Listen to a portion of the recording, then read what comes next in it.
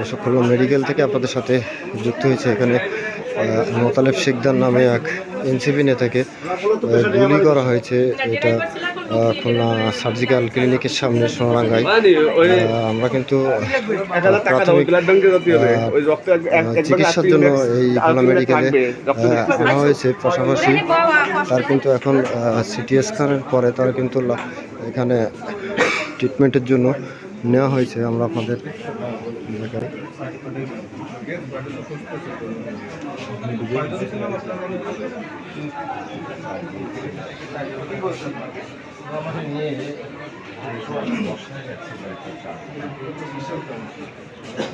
তাহলে তো আপনি ওদের দেখলে চিনবেন। এক্সাক্ট লোকেশনটা কোথায় সেটা বলতে পারবেন? সার্জিক্যালের পাশে।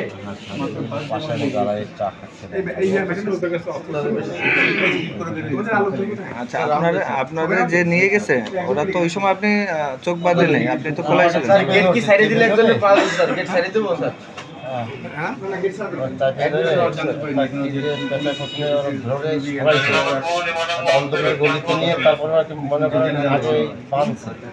চোখ কি বলছে আপনাকে?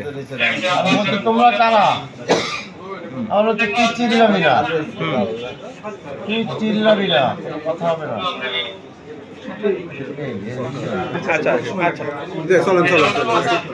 ভাই সাংবাদিক ভাই যারাই আছেন সবাই একটু বেরোয় যান, স্যার একটু কাজ করবেন জান ভাই।